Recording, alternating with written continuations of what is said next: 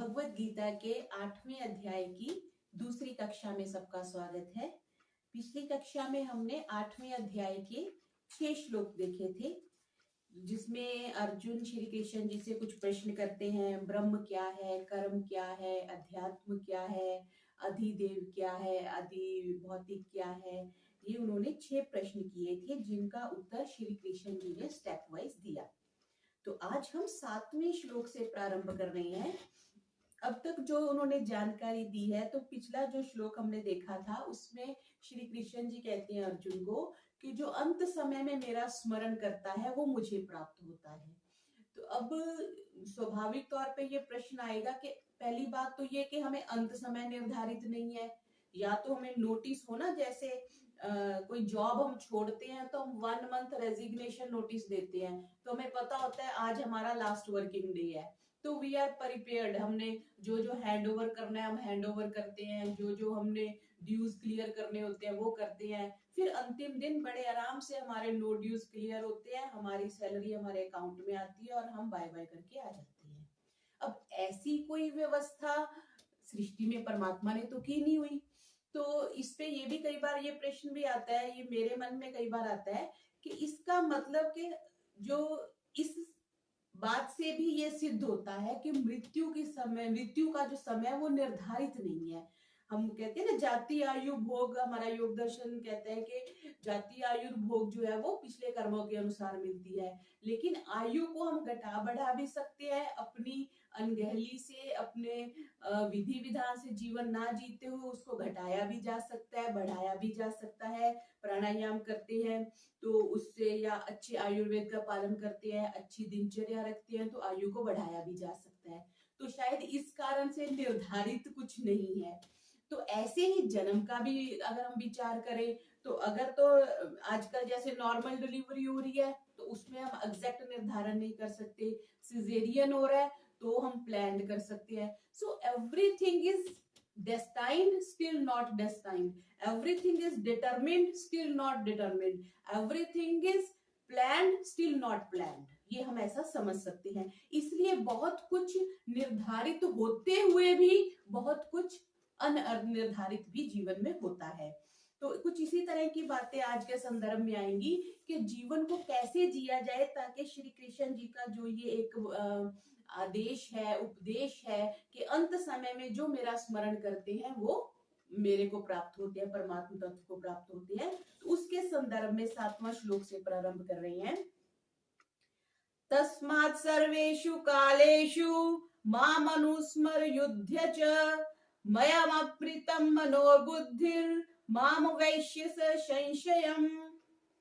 तस्मात् इस कारण से क्या कर, सर्वेषु सभी कालेषु सभी कालों में सभी समय पर माम अनुस्मर तू मेरा स्मरण कर। फिर और युद्ध च, और जो भी आपका, क्योंकि अर्जुन वहां पे युद्ध क्षेत्र में खड़े हैं तो जो भी उनका कर्तव्य उसके लिए कह रहे हैं कि तुम युद्ध करो, यानी बाकी लोगों के लिए क्या हो गया कि जो भी तुम्हारा निर्धारित कर्म है वो करो। मई अर्पित मनो, मेरे को अर्पित करके, किस चीज को, मन को, बुद्धि को, असंशयम निस्संदेह क्या होगा, तुम मुझे प्राप्त हो जाओगे। क्या कंडीशन रख दी, सर्वेषु सभी कालों में अगर तुम मेरा स्मरण करते हो और अपने मन और बुद्धि को मुझे समर्पित करते हो तब तुम मुझे प्राप्त हो जाओगे। तो 3 कंडीशन इन्होंने रख दी। अब क्या चीज होती है कि स्मरण जो है वो युद्ध में सब समय तो स्मरण नहीं हो सकता, क्योंकि जो भी हम क्रिया करते हैं उसका आरंभ भी होता है, उसकी समाप्ति भी होती है। हम भोजन करने बैठे हैं, फिर भोजन समाप्त हो गया। हम अब पढ़ने बैठे हैं, पढ़ने की क्रिया समाप्त भी होगी। ऐसे ही हम सोने जा रहे हैं तो सो रहे हैं, फिर सोना कभी समाप्त भी होगा। हर चीज का ऐसे। और यहाँ पे क्या कह दिया, अनुस्मरण, मतलब एक स्मरण समाप्त हुआ तो दूसरा स्मरण शुरू हो जाए, दूसरा स्मरण समाप्त हुआ तो तीसरा स्मरण शुरू हो जाए, ऐसे श्रृंखला चलनी चाहिए। इसका अर्थ एक अनुस्मरण का तो हम ये लगा सकते हैं। दूसरा ये कि अनुस्मरण ऐसे, पीछे वेदा हम शब्द भी आया था कि परमात्मा के लिए सभी काल समान है और वो सबको जानता है। तभी तो वो कर्म फल व्यवस्था निर्धारित होती है ना, कि वो सभी कर्मों को जानता है और सभी काल में वो उपस्थित है। जैसे हमारा सुपरवाइजर हमारे सामने अगर उपस्थित नहीं है तो वो हमारे कर्मों की डिटेल, हमारी ड्यूटीज की डिटेल नहीं लिख सकता। उसी तरह से परमात्मा ने वेदाहम का, तो इसके मतलब कि वर्तमान में, उसके लिए सारे काल वर्तमान है, तो वर्तमान में वो सारे कर्मों को भी देख रहा है। तो अनुस्मरण से एक शब्द ये भी लिया जा सकता है। और मय अर्पित मनोबुद्धि, मन और बुद्धि को एक साधारण अर्थ तो ये हो गया कि परमात्मा का चिंतन किया जाए मन और बुद्धि से। लेकिन दूसरी बात यह है कि जो मनुष्य का प्रकृति और परमात्मा से संबंध है उसका निर्धारण होना चाहिए।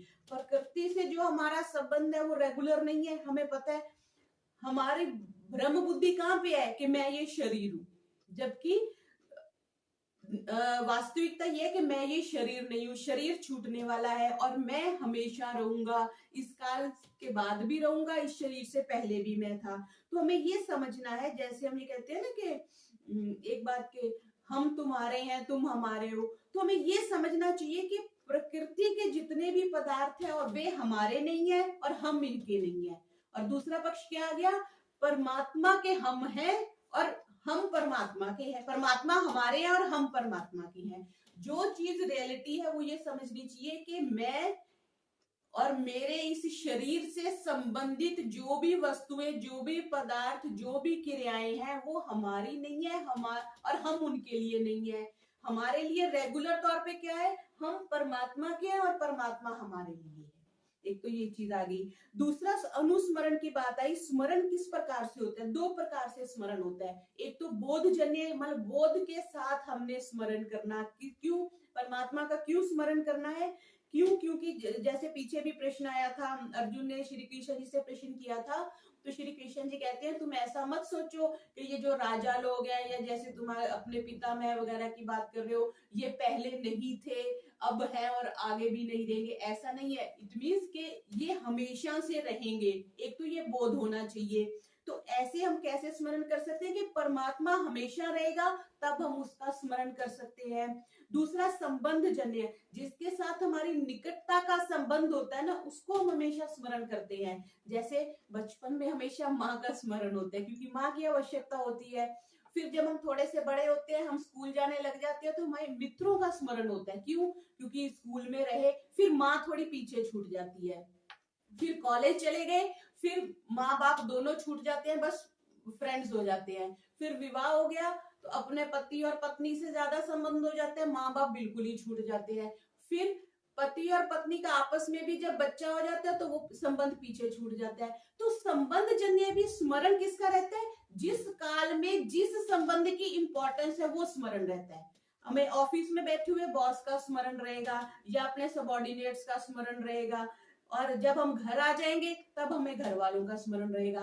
तो एक तो क्रिया संबंधी बोधजन्य स्मरण हो गया, एक हो गया संबंध जन्य स्मरण हो गया, एक क्रिया जन्य स्मरण होता है। जब भी हम कोई एक्टिविटी करते हैं, जैसे आपने देखा होगा लेडीज पहले कुएं से पानी लाती थी, अब भी बहुत जगह हम राजस्थान में देखते हैं। तो जब उन्होंने मटका सिर पे रखा हुआ है, वो बातें भी कर रही हैं और कुछ तो वो सिलाई भी बुन रही होती हैं या कुछ और क्रिया कर रही हैं, मटका उनका स्टिल रहता है, गिरता नहीं है। अब वो चल भी रही हैं, बातें भी कर रही हैं, लेकिन मटका का उनको निरंतर ध्यान है कि मटका मैंने सिर पे रखा हुआ है, मेरे को झटका नहीं देना, नहीं तो मटका नीचे आ जाएगा। ऐसे ही परमात्मा का स्मरण कैसे है कि हम कोई भी एक्टिविटी कर रहे हैं, भोजन कर रहे हैं, पढ़ रहे हैं, स्वाध्याय कर रहे हैं, यज्ञ करने के टाइम तो परमात्मा का स्मरण है ही। परमात्मा की जो एक्टिविटीज है, यज्ञ है, ध्यान है, संध्या है, स्वाध्याय है, उससे भिन्न क्रियाएं, लौकिक क्रियाएं करते समय भी हमें परमात्मा का स्मरण बना रहे कि परमात्मा है। जैसे उसको स्मरण बना रहता है कि मेरे सिर पे मटका रखा हुआ है वो गिर ना जाए, इस तरह से भी हम उसका स्मरण कर सकते हैं। या इसकी और एग्जाम्पल एक हम ऐसे देख सकते हैं, जैसे घर में सपोज किसी बच्चे का विवाह है, बेटी का विवाह है, तो पिता क्या करते हैं, सारी शॉपिंग भी करेंगे, पंडित जी को भी बुलाएंगे, टेंट वाले को भी बुलाएंगे, सुनार के पास भी जाएंगे, सारे काम करते हैं। लेकिन सब काम करते हुए बैक ऑफ द माइंड क्या रहता है, मेरी बेटी का विवाह है, मेरा वो प्रयोजन है, मुझे वो सिद्ध करना है। तो ऐसे ही हमें ये स्मरण करना चाहिए, भले ही मैं 8-9 घंटे की नौकरी कर रहा हूँ, भले ही मैं खाना बना रहा हूँ, भले ही मैं ड्राइव कर रहा हूँ, भले ही मैं सामाजिक कोई कार्य कर रहा हूँ, लेकिन किसके लिए कर रहा हूँ? मेरा प्रयोजन परमात्मा को पाना है। प्रभु मैं तुमको भूलूं नहीं, बस ये परमात्मा से प्रयास होना चाहिए, प्रार्थना होनी चाहिए कि परमात्मा मैं सब कुछ करूं, क्योंकि तुमने ये शरीर दिया है, इन कर्मों का मुझे भोगना भी है और इन कर्म, इस शरीर से मुझे कर्म भी करने हैं, और कर्म करने के लिए व्यवहार भी करना पड़ेगा संसार में। ये सब करते हुए भी, इसीलिए वो भजनकार कहते हैं, हे प्रभु मैं तुमको भूलूं नहीं, ऐसी मेरी पे कृपा हो कि मैं तुझे हर समय स्मरण कर सकूं। तो ये कहा कि मन और बुद्धि से मेरे को जब तुम समर्पित होकर स्मरण करते हो तो निस्संदेह तुम मेरे को प्राप्त होगे। ये हमारा 7वां श्लोक हुआ। मुझे याद अर्जुन बहर रंग कर, लिए जा मेरा नाम और जंग कर, फिदा मुझ पे कर दानिशो दिलो बदाम, मेरा वस्ल पाएगा तू ला कलाम। वस्ल कहते हैं मिलाप को, मिलने को। अगर तू मेरा स्मरण करेगा तो तू मुझे प्राप्त हो जाएगा। आगे 8वां देखते हैं। अभ्यास योग युक्तेन चेतसा नान्यगामिना, परमं पुरुषं दिव्यं याति पार्थ अनुचिंतयन्। अभ्यास योग युक्तेन, अभ्यास और योग से युक्त होकर, चेतसा नान्यगामिना, जो चित्त से, अन्यगामिना, एक तो एक गामी होता है ना, अनुगामी कहते किसी का अनुसरण करना, एक गामी एक की तरफ चलना, और न अन्य गामिना मतलब दूसरों की तरफ नहीं जाना। जैसे पीछे आया था एक तत्व अभ्यास, ठीक है, तो वही चीज यहाँ पे कह रहे हैं कि अन्य गामिना नहीं होना, बस एक डेस्टिनेशन, एक पॉइंट, परमात्मा चाहिए तो चाहिए, उसको पाने के लिए जो साधन चाहिए उसके लिए मैं पूरी तरह से समर्पित हूँ, उस एक्स्ट्रा के लिए मेरे पास कोई समय नहीं है, कोई अटेंशन नहीं है, कोई मेरी वृत्ति नहीं है। परमं पुरुषम दिव्यम, जो दिव्य परम पुरुष है उसका अनुचिंतन, उसका शरीर का चिंतन करता हुआ, जो शरीर छोड़ने वाला मनुष्य, उसकी बात हो रही है ना, याति, उसी को प्राप्त हो जाता है। तो पीछे जो अंतिम श्लोक हमने 6वां श्लोक जो देखा था, उसमें ये कहा था ना कि अंत समय में श्री कृष्ण जी ने कहा था जो मेरा स्मरण करता है, तो वो बात कर रहे हैं कि अभ्यास और युक्त से। अब सीधी सी बात है, जिसका अभ्यास नहीं होगा वो अंत समय में परमात्मा का स्मरण कैसे कर लेगा? जैसे जिसकी वृत्ति हिरण में बनी, उनका जन्म आगे हिरण में हो गया, तो परमात्मा में वृत्ति एंड टाइम में नहीं बनती। जैसे हम परीक्षा देने लगते हैं तो एंड टाइम में हमें वो स्मरण नहीं आता। अगर हमने पूरा साल नहीं पढ़ा हुआ या एक दिन पहले हमने परीक्षा की तैयारी नहीं करी तो हमारा चित्त उसमें नहीं जाएगा। चित्त किस में जाएगा? जिसका हमें अभ्यास है, जिसका खाने पीने मौज मस्ती में अभ्यास है, उसका उसमें रहेगा। जिसका विषयों को भोगने में आनंद जो लेता रहा है, उसी में जो सारी उम्र रत रहा है, तो उसका ध्यान उधर जाएगा। तो यहाँ पे क्या कह दिया? अभ्यास। ऐसे ही हमारा योग दर्शनकार क्या कहते हैं? अभ्यास वैराग्य अभ्याम, है ना? अभ्यास से और वैराग्य से, वही चीज आ गई, अभ्यास से और युक्त से। और पीछे योग के लिए क्या कहा था? समत्वम योग उच्यते। अब जैसे हम अभ्यास करते हैं, ध्यान करते हैं, तो उसमें दो चीजें होती हैं। ध्यान अच्छा हुआ तो मन में प्रसन्नता आएगी, ध्यान अच्छा नहीं होता तो मन में खिन्नता आती है। पर अभ्यास तो है ना, ये अभ्यास योग नहीं है। हाँ, अगर चित्त में प्रसन्नता खिन्नता हो भी जाए तो उसको जस्ट इग्नोर करें और केवल अपने लक्ष्य पे, डेस्टिनेशन के, मेरा जो ध्यान है वो किसको समर्पित है? परमात्मा को समर्पित है, और उसको पाने के लिए मैं ध्यान कर रहा हूँ। तब हमारा जो है चित्त है वो अन्यगामी नहीं होता। नहीं तो थोड़ा सा भी वृत्तियां आएंगी तो हमारा ध्यान उधर चला जाता है। अच्छा, ये घटना हुई थी, उसने ऐसे कहा था, मैंने ये किया था, तो वो एक श्रृंखला शुरू हो जाती है और परमात्मा कहीं पीछे छूट जाता है। तो यहाँ पे क्या क्या? परमात्मा के सिवा दूसरा कोई लक्ष्य नहीं होना चाहिए। स्पष्ट कर दिया, न अन्यगामिना, किसी और के पीछे नहीं जाना। और मन तो पीछे ही जाता है ना, एक विचार है, उसके आगे दूसरा विचार, दूसरे के आगे तीसरा विचार, इस तरह विचार आगे आगे चलते जाते हैं। तो यहाँ पे क्या कि ऐसे चित्त से जो एक गामी है, परम दिव्य पुरुष का हम जब चिंतन करते हुए शरीर छोड़ते हैं, तब हमें परमात्म तत्व की प्राप्ति होती है। 8वां, अगर योग की मश्क हो मुस्तकिल, किसी गैर का जब हो ख्वाहा न दिल, हो पुरनूर आली पुरुष का ख्याल, तो हासिल इसी से हो अर्जुन वसाल। अगर उस पुरुष का हम ख्याल करते हैं, दिव्य पुरुष का, तो उसका वसाल हमें हो जाता है। फिर वही जो पीछे प्रश्न किया था ना, प्रयाण काले च कथम जयोसी नियतात्म, अभी उसी की बात चल रही है कि प्रयाण काल में कैसे स्मरण करना चाहिए। तो 8वें, 9वें और 10वें में इसी चीज की चर्चा है कि अंत समय में परमात्मा का स्मरण कैसे हो सकता है, कैसे करना चाहिए। तो उसी संदर्भ में अब परमात्मा के स्वरूप का यहाँ पे अगले श्लोक में, 9वें श्लोक में उसका वर्णन कर रहे हैं। कविम पुराणम अनुशासित अरमणयो रमणीयां स अनुस्मरेत्यः सर्वस्य धातारम अचिन्त्यम अरूपम आदित्यवर्णम तमसः परस्तात्। जो अपना यजुर्वेद का मंत्र है, 40वें अध्याय का 8वां मंत्र है ना, सपर्यागात शुक्रम कायम, उसी तरह की ये परिभाषा ईश्वर की परिभाषा है भगवत गीता के 8वें अध्याय के 9वें श्लोक में। कवि, कवि हम कहते हैं सर्वज्ञ को, जहां न पहुंचे रवि वहां पहुंचे कवि। कवि हर जगह पहुंच जाता है। परमात्मा कैसे है? कवि है, वो सर्वज्ञ है। आप बंद कमरे में छुप करके भी कुछ गलत काम करेंगे तो उसकी आंखों से आप बच नहीं सकते। पुराणम, वो सबसे पुराना है, अनादि है, उसका तो कभी जन्म ही नहीं हुआ। फिर क्या क्या? अनुशासितारम, सब पर शासन करने वाला है, जड़ चेतन सब उसके अधिकार में है। मैं, मेरी चीजें पर मेरा अधिकार है, लेकिन हमारे ऊपर भी वो बैठा हुआ है, सब चीजों पे, सारी क्रियाओं पे, सब पदार्थों पे, सब जीवों पे वो एक और एक अनुशासित करने वाला है। फिर क्या कहा? अनु, अनु है परमात्मा, अनु। वो आप कहते हैं ना, प्रभु तुम अनु से भी सूक्ष्म हो, प्रभु तुम गगन से विशाल हो। तो वही प्रभु जो है वो अनु से भी सूक्ष्म है। अनु कितना छोटा है, वो स्वामी दयानंद जी ने उसमें सत्यार्थ प्रकाश में लिखा है ना, कितना छोटा अनु है, प्रभु उससे भी सूक्ष्म है। फिर क्या कहा? अनियांसम, अत्यंत सूक्ष्म है, उससे भी सूक्ष्म है। और अनुस्मरेत, उसका जो चिंतन करता है, पहले परिभाषा दे दी, फिर बताया उसका चिंतन करता है। फिर और विशेषण क्या दे रहे हैं? सर्वस्य धातारम। धातारम शब्द ये हमारी संध्या में भी ये शब्द आता है, धारण और पोषण करने वाला।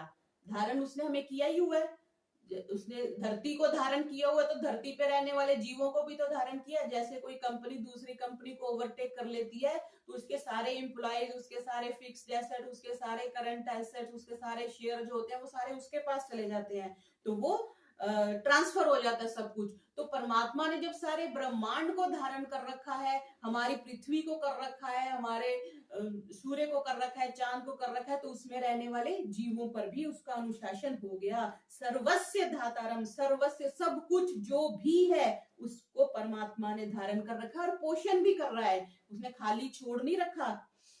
फिर अचिंत्यम, अचिंत्य रूपम, उसका जो स्वरूप है वो चिंतन के माध्यम से नहीं हो सकता। चिंतन किससे करते हैं जी? हम मन से करते हैं या बुद्धि से करते हैं? मन से तो संकल्प विकल्प करते हैं और चिंतन बुद्धि से करते हैं। और मन और बुद्धि किससे बने हैं? प्रकृति से बने हैं। ये किसका चिंतन करेंगे? प्रकृति का करेंगे। परमात्मा अचिंत्य है, स्पष्ट लिख दिया, गीताकार भी लिख रहे हैं, महर्षि व्यास जी श्री कृष्ण जी महाराज के मुखारविंद से, परमात्मा अचिंत्य है, वो चिंतन का विषय नहीं है। और ऐसा ही हमारे योग दर्शनकार कार्य, हमारे वेद भी ये कह रहे हैं कि वो आत्मा का विषय है। परमात्मा का जो साक्षात्कार है वो आत्मा करती है, ना मन करता है ना बुद्धि करती है। फिर क्या कह दिया? अचिंत्य रूपम आदित्य वर्णम, वो जो एक मंत्र आता है अपना, वेदाहमेतम पुरुषम महांतम आदित्य वर्णम तमसः परस्तात्, ये बिल्कुल वही की वही शब्दावली आ गई। ये 31वें अध्याय का 18वां मंत्र है, आदित्य वर्णम तमसा परस्तात्। वो जो है आदित्य वर्णम, सूर्य की तरह प्रकाश स्वरूप है। जैसे पूरे इस अंधकार को सूर्य की किरणें प्रकाशित कर देती हैं, सारा अंधकार नष्ट हो जाता है, वैसे ही जब समाधि लगती है, परमात्मा के दर्शन होते हैं, तो सारा अज्ञान रूपी अंधकार जो है वो नष्ट हो जाता है। तमसः परस्तात्, अज्ञान से वो अत्यंत परे है, तमस से तो दूर दूर है वो। ऐसे परमात्मा का जब वो स्मरण करते, पीछे कहा ना, अंतिम समय में अभ्यास और योग से जो एक गामी होता है। कैसे एक गामी? तो प्रश्न आएगा ना, आप एक गामी हो जाओ, न अन्य गामी, ना इधर उधर नहीं जाना, किसके पीछे जाना है, वो कैसा है। जैसे हम कहते हैं किसी से मिलने जाए तो हम कहते हैं जी हाँ, जैसे हमने किसी को बस स्टैंड पे जाना है या रेलवे से, हम कहते हैं हमने ये वस्त्र धारण किए हुए हैं, उसकी पहचान के लिए बना देते हैं। मैं इस काउंटर पे खड़ा हूं, तो पूरी स्पेसिफिसिटी बता दी। यहाँ पे बता दिया सर्वस्य धातारम अचिंत्य रूपम आदित्य वर्णम कविम पुराणम अनुशासितारम, वो सब पे अनुशासन करता है और अनु से भी सूक्ष्म है। पथिक जी का भजन है। पथिक जी के भजन जो है संपूर्ण तौर पर देखे तो वो सत्यपाल पथिक जी के जितने भजन है वो सिद्धांतों पर आधारित है। और बताऊं आपको कि एक बार एक कुछ चर्चा हुई तो उन्होंने बताया कि वो सुबह 4 बजे उठ के परमात्मा का ध्यान करते थे, ध्यान उपासना करते थे। फिर उसके बाद वो वेद मंत्रों का स्वाध्याय करने के बाद वो भजन लिखते थे, और उनकी एक एक पंक्ति जो है ना वो सिद्धांतों से युक्त है। तो प्रभु तुम अनु से भी सूक्ष्म हो और प्रभु तुम गगन से विशाल हो। तो ये हमने 9वां श्लोक देखा। जो करता है यादे खुदाए अलीम, पना ए जहां बादशाह कदीम, जो सूरज सा पुरनूर जुल्मत से दूर, खफी से खफी मादराए शरूर। मादराए शरूर कह दिया, अचिंत्य स्वरूप है, उसका आप चिंतन नहीं कर सकते। आगे 10वां देखते हैं। अब अंत काल के चिंतन के अनुसार गति होती है। इसके प्रमाण के स्वरूप में आपके पास 8वें अध्याय का 10वां श्लोक श्री कृष्ण जी महाराज कह रहे हैं कि अंत समय में जो आप करेंगे बस वो होने वाला है। प्रयाण काले मनसा चलेन भक्त्या युक्तो योग बलेन चैव, भ्रुवो मध्यर प्राणायाम प्राणमावेश्य सम्यक, सतम परम पुरुषम उपैति दिव्यम। परमम पुरुष, उस परम पुरुष का उपैति दिव्यम, वो दिव्य जो पुरुष है उसको प्राप्त होता है। कौन प्राप्त होता है? प्रयाण काले, जाने के समय, मनसा चलेन, मन अचल मन से, अचल मन कह दिया ना, मन जो हिलता नहीं है, जो डावाडोल नहीं होता। आप थाली में बैंगन रखोगे तो वो डावाडोल होता है, तो यहाँ कहते हैं अचल मन से। अंतिम समय में कैसे होना चाहिए? ये अब बात ये आ रही है कि सबका तो निर्धारित है। फांसी वाले को तो जज ने बोल दिया कि भाई अगले 24 घंटे हैं, जो अंतिम इच्छा है बता दो, और सब लोग उसके घर वाले मिल लेते हैं, जो अंतिम इच्छा होती है वो पूरी कर लेते हैं। लेकिन हमारे पास ऐसा कुछ निर्धारण नहीं है, तो हमें कैसे सोच के चलना चाहिए? हर क्षण मेरा अंतिम क्षण है, तभी हम इतनी तैयारी से रह सकते हैं। नहीं तो हमें नहीं पता। अभी हम एक स्वामी जी थे, वो यज्ञोपरांत प्रवचन कर रहे थे, और प्रवचन करते करते यही विषय चल रहा था, और विषय चलते चलते उन्होंने अपना शरीर छोड़ दिया। तो वी नेवर नो कि which one will be our the last breath। सो हमें ऐसे तैयार होना चाहिए कि कभी भी हो जाए, उसकी तैयारी के लिए कह रहे हैं प्रयाण काले मनसा अचलेन, अचल रूपी मन से भक्त्या, जो भक्ति करता है, भक्ति युक्त जो मनुष्य है, भक्ति से युक्त है, योग बलेन चैव, और योग बल के द्वारा। तो योगाभ्यास पे भी यहाँ बल दिया गया। भ्रुवो मध्य, भ्रिकुटी के मध्य में, प्राणम विषय, प्राण को संतुलित करके, सम्यक बैलेंस करके, सतम परम पुरुष उपैति दिव्यम, वो परम पुरुष को प्राप्त करता है। तो यहाँ पे हमारे पास कंडीशन बता दी कि अंत समय में क्या करना है। हमारी इतनी तैयारी होनी चाहिए कि हम अपने प्राण को संतुलित करके भ्रुकुटी के मध्य ले जाएं, और तब जब हम मन को एकगामी करके उस परमात्मा का स्मरण करते हैं, तब हम उस परम पुरुष को प्राप्त होते हैं। यहाँ पर एक बात ये आएगी कि आपको संदर्भ वशात बता दूं, डॉक्टर राधा कृष्णन जी ने भी भगवत गीता का भाष्य किया है, और श्री तिलक जी ने भी किया है। तो बहुत हमारे ये जो महापुरुष हुए हैं, उन्होंने भगवत गीता का बड़ा गहन रूप से स्वाध्याय किया है। तो वो भी विस्तृत व्याख्या में ये लिखते हैं कि अंत समय में जब परमात्मा का स्मरण अगर हम करते हैं, तो उस ब्रह्म ज्ञान अग्नि में जब हम चले जाते हैं, तो सारे संपूर्ण कर्म हमारे नष्ट हो जाते हैं। तो मतलब आगे फिर जन्म लेने का सवाल ही पैदा नहीं होता, क्योंकि सारे कर्म हमारे नष्ट हो जाते हैं। इसलिए हमें उस क्षण के लिए हमेशा तैयार रहना चाहिए कि जब वो समय आए, परमात्मा अंत समय में मेरे को तेरा स्मरण हो जाए, ऐसा हम तो उसके लिए क्या करते हैं, अंत समय में ऐसा कि सुषुम्ना नाड़ी में प्राण लेके जाते हैं। जो ध्यान साधना करते हैं हम अपने उसमें भी अनुलोम विलोम जब हम करते हैं तब वो उसका पर्पस भी यही होता है कि हमारा प्राण जो है वो चंद्र नाड़ी और सूर्य नाड़ी के बजाय सुषुम्ना नाड़ी में चलने लग जाए। तो अंत समय वैसे तो योगियों को पता चल जाता है, उस समय फिर वो क्या करते हैं, सुषुम्ना नाड़ी में अपने प्राण को लाके भ्रिकुटी के मध्य में वो स्थिर कर देते हैं और परमात्मा आगे और आएगा इस संदर्भ में, परमात्मा का जब वो स्मरण करते हैं तो फिर वो कह रहे हैं वो पुरुष जो है, ऐसा जो पुरुष है वो दिव्य पुरुष को प्राप्त हो जाते हैं, परमात्मा को प्राप्त कर लेते हैं। भवत्या युक्त और योग बलेन, दो यहाँ पे कंडीशंस कर दी। जो भक्ति करे योग से मुस्तकिल, जो मरने पे रखता है मजबूत दिल, प्राण अपने दो अबरुओं में जमाए, तो पुर नूर आली पुरुष को वो पाए। अबरुओं मीन्स दो आईब्रो के बीच में।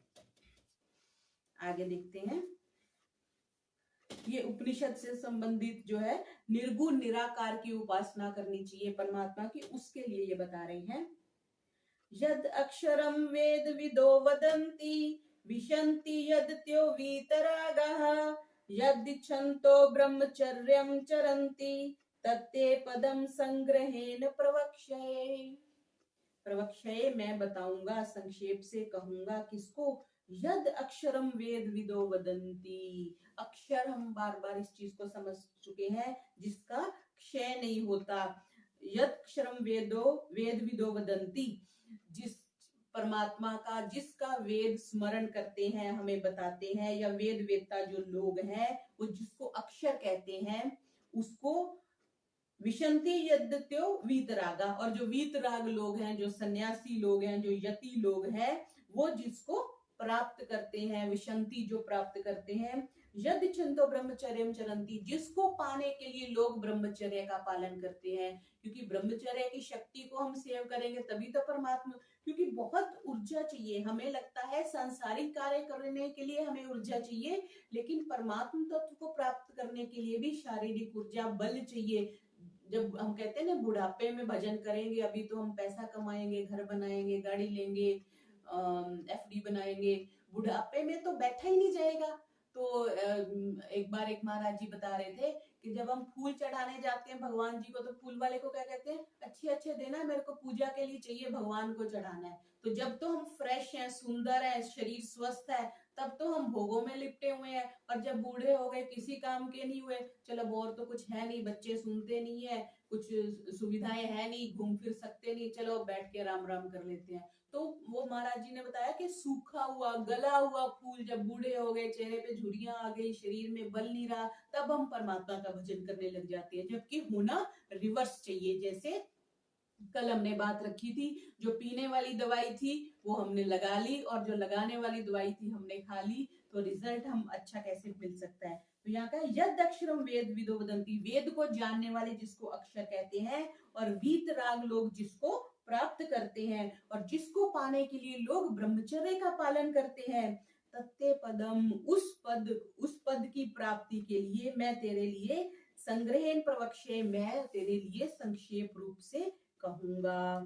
तो इस तरह से इन्होंने ये कहा कि जो अपना योग दर्शन का सूत्र है ईश्वर प्रणिधानात् वाह्य, उसी तरह की बात कर रहे हैं कि ईश्वर को हम हर समय स्मरण करें, और कैसा ईश्वर, जो अक्षर है, जो क्षीण नहीं होता, जो एज इट इज रहता है, और जिसका वो चीज हमें कितनी अच्छी लगती है जो क्षीण नहीं होती। हम गोल्ड की आज कोई वस्तु लेते हैं, उसको वापस सुनार को देने जाए, उसमें कितना ही वो काट लेता है, ये कट गया वो कट गया, मीन 70% आपको देता है, वो 30% तो वो लॉस में चला जाता है। तो मन में खिन्नता आती है ना कि इसका 100 प्राइस था और हमें इसके 70 मिल रहे हैं। तो परमात्मा कैसे, इट ऑलवेज रिमेन 100, उसमें कोई चांस ही नहीं है, चाहे आप कैसे भी सुनार के पास चले जाओ, कहीं भी चले जाओ, गॉड विल रिमेन एज पूर्णमिदं पूर्णात् पूर्णमुदच्यते, वो पूर्ण ही रहता है, ये उसकी सबसे बड़ी सुंदरता है। इसलिए हमें ऐसे परमात्मा रूपी गोल्ड को प्राप्त करना चाहिए। 11वें में क्या कह रहे हैं, सुनब मुक्त सर मुझसे वो राह योग, मुजर्रद रहे शोक में जिसके लोग, जहां बेगर्ज अहले सन्यास जाए, जिसे वेददा गैर फानी बताए, वो फानी नहीं है। अब अंत काल में निर्गुण और निराकार तत्व की प्राप्ति की फल सहित जो विधि बताने के लिए श्री कृष्ण जी अगले 2 श्लोकों को बता रहे हैं कि माम अनुस्मरण, मेरे स्मरण के लिए जो पीछे बताया था उसी से संबंधित ये दोनों श्लोक हैं, इनको इकट्ठे देखेंगे।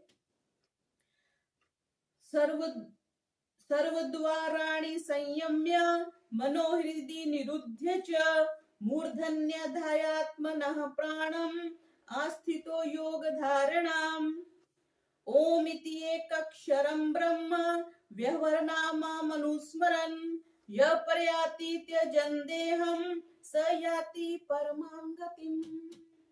फाइनल बता दिया, स याति परमां गतिम्, वो परम गति को प्राप्त होता है। कौन होता है? उसके क्या? सर्व द्वाराणि संयम्य। कितने द्वार हैं जी हमारे? अष्ट चक्रा नव द्वारा, हमारे शरीर के 9 द्वार हैं और 8 चक्र हैं। सभी द्वारों को संयम करके, हम सब एडल्ट हैं, हमें पता है कैसे कैसे अपनी इंद्रियों को संयमित करना है। संयम करके मना हृदय निरुद्ध, मन को हृदय में निरुद्ध कर देना है। निरुद्ध कर देना, रोक कर देना है। योगश चित्त वृत्ति निरोधा, वृत्तियों का रुक जाना जो है वो निरोध है, रोक देना है। आत्मनि प्राणम, और प्राणों को मूर्धा में ले जाना है, दशम द्वार में। ऐसा तो सर्वविदित ही है ना कि जो दशम द्वार से जिसके प्राणों का बहिर्गमन होता है उसकी सदगति होती है, उसको मोक्ष की प्राप्ति होती है। आधाए, मस्तक में प्राण को आधा करके योग धारणा, योग धारणा से आस्थित, उसको स्पष्ट करना है, योग धारणा से उसको स्थिर करना है। फिर यह ओम इति एक अक्षरम, देखो स्पष्ट आ गया जी। ओम एक अक्षर जो ब्रह्म है उसका जो स्मरण करता है, उसको माम अनुस्मरण। माम अनुस्मरण ये श्री कृष्ण जी परमात्मा के लिए कह रहे हैं कि परमात्मा ये कह रहे हैं कि जो उस समय ओम इति अक्षर ब्रह्म का स्मरण करता है, देहम त्यजन, जो देह को छोड़कर प्रयाति जो जाता है, स पराम गति याति, वो परम गति को प्राप्त होता है। तो क्या बता दिया? अंत समय में सारे द्वारों को संयम करके, जैसे हम मूल बंद लगा लेते हैं, जलंधर बंद लगा लिया, तो तीनों बंद लगा लिए, तो बंद लग गए, सारे द्वार बंद हो गए। ऐसे एक हमारे गुरुजी थे, उन्होंने बैठे बैठे प्राण त्यागे। वो साधना बहुत करते थे, क्रिया योग करते थे, तो बस बैठे बैठे उनके प्राण हुए। और बहुत से हम देखते हैं ऐसे, जो हमारे पौराणिक जगत में भी बहुत से संत हैं जिनके बैठे बैठे प्राण जाते, क्योंकि बैठे हैं तो ब्रह्मरंध्र से प्राण निकलते हैं। तो ऐसे कुछ धारणा है। वैसे स्वामी जी ने तो लिखा है कि अंतिम संस्कार जो है वो अग्नि के उसमें भी करना चाहिए, पर जो जिनके बैठे बैठे प्राण जाते हैं, ऐसी भी एक मान्यता चलती है कि उनको ये भू समाधि देती है या जल समाधि देती है। तो हमारे ये जो 5 द्वार है, 5 ज्ञान इंद्रिया, 5 कर्म इंद्रिया, उनके 5 विषय हो गए, शब्द स्पर्श रूप रस और गंध, मतलब उनसे मन को हटा लेना है। जैसे हम ध्यान करते हैं, उपासना करने हैं, समाधि सिद्ध हो जाए, मनो हृदय निरुद्ध, चाहे मन को हृदय में निरुद्ध कर देना है। मूर्धन्य ध्यात्मना प्राणम, प्राणों को मस्तक में स्थिर कर देना है। आस्थितो योग धारणा नाम, योग धारणा में स्थित हो जाना है। और फिर क्या कहा? ओम इति एकम अक्षरम ब्रह्म, उस ओम इति अक्षर, जो अक्षर ब्रह्म है, ये हम पीछे बार बार इस चीज की चर्चा कर ही चुके हैं। मां मनुस्मर, जो कहा कि एक ब्रह्म का स्मरण करना है उस समय पे, और जो सब देश काल व्यक्ति, क्योंकि हम जिसके पास जा रहे हैं, जिसकी शरण में जा रहे हैं, तो उसका स्मरण हमें करना चाहिए। लोक का जो हमने 40, 50, 60, 70, 80 साल, जितने साल भी जिए, हमने लोगों का ही स्मरण किया ना, वस्तुओं का ही स्मरण किया, ये तो छूटने वाली है, प्रकृति की थी। अब हम उसका स्मरण करें जिसके पास हम जा रहे हैं। जैसे किसी शहर में जाते हैं तो पहले हम कांटेक्ट कर लेते हैं ना, भाई जी मैं आ रही हूँ, आप उपलब्ध रहेंगे, हमें आपसे मिलना है। तो बस ऐसे ही परमात्मा को स्मरण करो, हे प्रभु मैं आ रहा हूँ, मैं तेरी शरण में हूँ, तू मेरे को संभाल लियो। तो यह प्रयाति त्यजन देह, जो देह के समय ऐसा करता है वो उस परम तत्व को प्राप्त होता है। मीन्स एक तरह से ईश्वर प्रणिधान, अथवा ईश्वर का प्रणिधान। और कब करेंगे? हर समय करेंगे। क्यों? क्योंकि हमें ये पता नहीं कि मेरा कौन सा अंतिम क्षण है। और अनुस्मरण, पीछे शब्द आया था, स्मरण के बाद स्मरण, स्मरण के बाद स्मरण। इसीलिए कुछ लोग माला का प्रयोग करते हैं। स्वामी दयानंद जी ने तो माला का निषेध किया है, लेकिन उनकी, क्योंकि मन से इतना मन स्थिर नहीं होता, मन टिकता नहीं है, इसलिए वो कर की, तभी कहते हैं ना कर का मन का फेर के मन का फेर। तो मन का कब फेरेंगे, जब हमारा अभ्यास होगा कि एक ओम समाप्त हुआ, फिर दूसरा समाप्त हुआ तो तीसरा। इसके लिए हम अक्सर ये बात कहते हैं कि जो एक महात्मा थे वो मौन रहते थे, बोलते नहीं थे। तो मौन रहते थे, तो मैंने एक बार प्रश्न किया महाराज जी से कि जब मौन रहते हैं तो इनका व्यवहार कैसे चलता है। तो बीच बीच में से, क्योंकि जब मैं भी मौन का अनुसरण करती हूँ तो समस्या तो आती है, कुछ ना कुछ तो करना पड़ेगा, क्योंकि अकेले रहते हैं तो व्यवस्थाएं खुद करनी पड़ती हैं। तो उन्होंने बोला कि वो सिर्फ भोजन के लिए बाहर निकलते थे और वो ताली बजाते थे, कुछ भी बात होती थी ताली बजाते थे, और अनपढ़ थे, लिख भी नहीं सकते थे। अब जैसे मैं तो करती हूँ तो लिख के बात कर देते हैं कि हाँ ये चाहिए या ऐसी व्यवस्था चाहिए। तो कहते वो ताली बजाते थे, और तब उनको समझ आ जाती थी कि इनको किसी चीज की आवश्यकता है, तो फिर उनको दिखाते थे आपको भोजन चाहिए या आपको जो भी चाहिए, ऐसी वो अपनी व्यवस्था करते थे। और दूसरी बात कि मौन रहना, अब स्मरण से निकल गया मैं क्या कहने वाली थी आपसे। तो बदन के आगे अगर बंद सब दर करे, जो मन है उसे दिल के अंदर करे, जमे इस तरह योग से उसका ध्यान, कि इंसा के सिर में रहे उसके प्राण। तो इसका अभ्यास किया होगा कि सिर में प्राण कैसे रहेंगे, जब हमने जीवन भर इसका अभ्यास किया होगा।